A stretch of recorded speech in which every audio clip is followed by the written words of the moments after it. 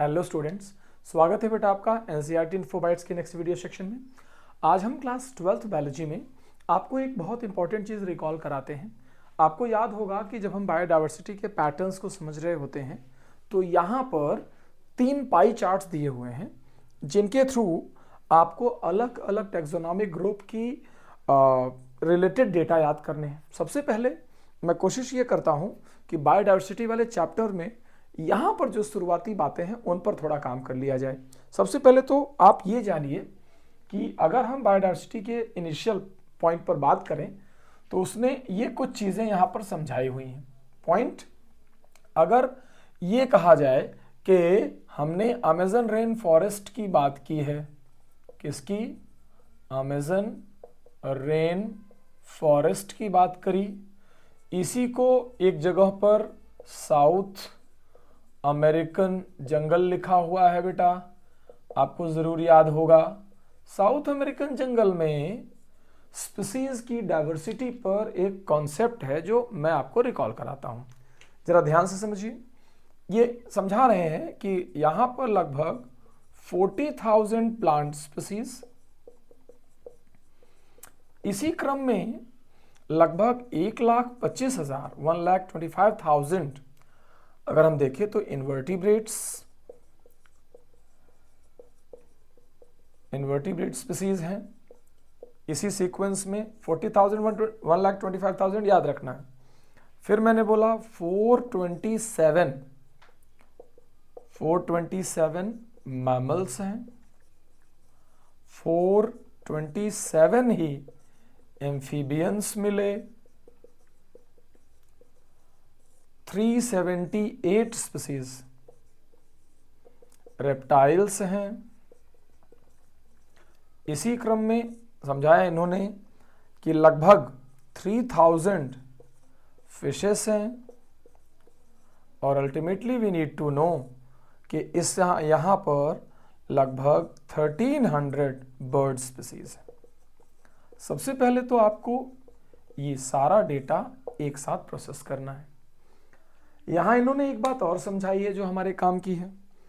हमारे काम की एक बात यह है कि जो फंजाई की नंबर ऑफ स्पीसीज हैं, यानी फंजाई स्पीसीज जितनी हैं वो ज़्यादा हैं अगर मैं सभी फिशेस की प्लस एम्फीबियन की प्लस रेप्टिलियन की और प्लस मैमल की, यानी अगर मैं इन चारों ग्रुप की स्पीसीज को कलेक्टिवली काउंट कर दूं तब भी फंजाई ज़्यादा है। यानी मैं इसे ऐसे याद करता हूं that fungi is more than FARM। F stands for fishes, A stands for amphibian, R stands for reptile and M stands for mammal। इस तरीके से आपको ये कुछ एक डेटा याद होने चाहिए। इन्हीं डेटा को इन्होंने प्रोजेक्शन में रखा है पाई चार्ट के थ्रू और हमारे पास 3 पाई चार्ट समझाए। मैं आपको वो डेटा सारा याद कराता हूँ जो नीट में सवाल पूछता है कि यहाँ कौन कौन से ग्रुप्स जाएंगे, तो उनको आप याद कीजिए। सबसे पहले इसी डेटा को इंटरप्रेट करने के लिए हम 3 पाई चार्ट्स पर पहुँचते हैं बेटा। वो जो 3 पाई चार्ट इंपॉर्टेंटली हमारे सामने है। पहला पाई चार्ट ये रहा, मैंने ऐसे करके बोला। दूसरा पाई चार्ट ये है, थोड़ा इसको बड़ा कर लेते हैं सो दैट हम उन ग्रुप्स को समझ पाएं। तो मैंने कहा कि दूसरा पाई चार्ट ये है और तीसरा पाई चार्ट ये रहा बेटा। तो अगर पहले पाई चार्ट पर हम जाएं तो मैं ऐसे कहूँगा कि ये यहाँ से यहाँ और यहाँ पर 2 लाइनें हैं। दूसरे पाई चार्ट में सेंटर से एक लाइन आर पार होती है, फिर ये होता है और यहाँ 2 पार्टीशंस बनते हैं। तीसरे पाई चार्ट में यहाँ पर 2 जगहें हैं, मतलब 2 ग्रुप ऊपर दिखेंगे और 2 ग्रुप नीचे भी दिखेंगे। कुल मिलाकर के इस तरीके का पार्टीशन है। जब हम इन पाई चार्ट्स के अंदर जाकर देखते हैं तो मैंने इन सभी को एक एक कोड में याद किया है। आपकी हेल्प करने के लिए मैं पहले ये बता दूं कि पहला पाई चार्ट हमने बनाया है इनवर्टिब्रेट्स के लिए, दूसरा पाई चार्ट हमने वर्टिब्रेट्स के लिए बनाया है बेटा, और तीसरा पाई चार्ट हमने बनाया है प्लांट्स के लिए। प्लांट्स के लिए। करेक्ट। ये देखिए 3 पाई चार्ट और इस तरीके से 3 अलग अलग ग्रुप ऑफ ऑर्गेनिजम्स के लिए हैं। पहले वाले पाई चार्ट को याद करने के लिए मैंने जो कोड आपसे डिस्कस करने का सोचा है, that code is called as IMCO। आपको सबसे पहले ये याद करना है। आपको याद करना है कि IMCO ये क्या है। इसी तरीके से वर्टिब्रेट को याद करने के लिए आपको याद करना पड़ेगा एफेम्ब्रा। राइट बेटा, आपको याद करना पड़ेगा एफेम्ब्रा। जब आप ये डिस्कस कर लेंगे तो आप इसको कनेक्ट कर पाएंगे आराम से।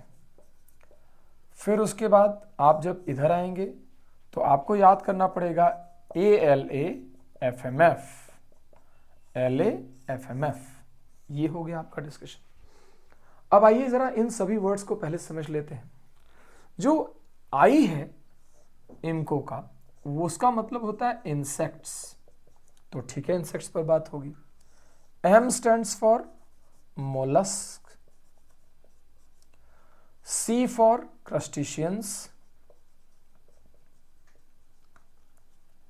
O stands for other animal group, other animal groups।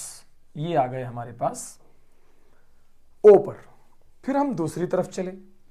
F stands for fishes,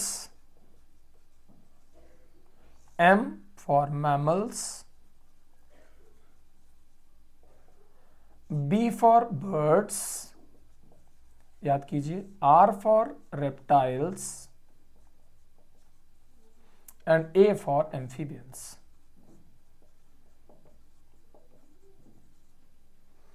अब आगे बढ़िए बेटा।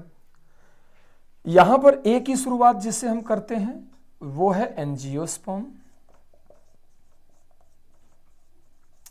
This L stands for lichens, lichens। This A is algae, this F is fungi, this M is mosses and this F is ferns। ध्यान से देखते जाइए कि मैंने इसको यूज कहां पर किया। अब आप अपने आप समझ पाएंगे। This is I, this is M, this is C, this is O। ध्यान दीजिए, मैंने ज्यादा से शुरू किया, क्लॉकवाइज चला हूं मैं। पहला बड़ा सा ग्रुप जो 3/4 है, इसीलिए हमने वर्ड यूज किया था कि out of 10 animals 7 are insects. ये देखिए, फिर हम इधर आए, मैंने कहा ये F है, ये M है, ये B है, ये R है, ये A है। Fishes, mammal, birds, reptiles और amphibians। This is A, angiosperm, this is lichen, this is algae, this is fungi, this is mosses and these are ferns as well। तो आपको मैक्सिमम यहां से शुरू करना है, इसीलिए इसको भी मैंने यहां से शुरू किया। और आप देख पा रहे होंगे कि इस डिस्कशन के दौरान आप तीनों ही पाई चार्ट में कहां कहां कौन कौन से ग्रुप हैं उसको एक कोड से याद कर सकते हैं। बेटा मैं आपको एक चीज बताता हूं, हम मल्टीपल टाइम रिकॉल करते हैं फिर भी ये हमें नहीं याद होता, लेकिन अब आप एक बार इस तरीके से याद करके देखिए, आपको सारे ग्रुप पता होंगे कि कौन सा ऑर्गेनिज्म ग्रुप कहां पर मेंशन हुआ है, सो दैट आप बायोडाइवर्सिटी पैटर्न भी रिकॉल कर सकें और इस चीज में आपका काम बड़ी आसानी से हो जाएगा। राइट। इनकी सबकी जो नंबर ऑफ स्पीसीज हैं वो अभी तो मैंने यहाँ नहीं बताई हैं, कुछ स्पीसीज के डेटा शुरुआत के हैं। अगर आप यहाँ पर देखें तो मैं रिकॉल करा देता हूँ। इसने बोला 20,000 स्पीसीज ऑफ एंट्स, चींटियों की इतनी स्पीसीज हैं। इसी में थोड़ा आगे आए, अगेन बताया कि 20,000 स्पीसीज ऑफ ऑर्किड्स भी हैं। फिर इन्होंने बताया कि 28,000 स्पीसीज ऑफ फिशेस हैं और इसी में इन्होंने बताया कि 3 लाख स्पीसीज ऑफ बीटल्स हैं। तो मेरा ये समझना है कि आप इन्हें ध्यान में रखें और जैसा भी होगा मुझे इस पर रिकॉल करके बताएं। ये एक डेटा रिच वीडियो है, जरूर इसे 2-3 बार रिवाइज करेंगे तो आपका काम आसान हो जाएगा। टेक केयर बेटा।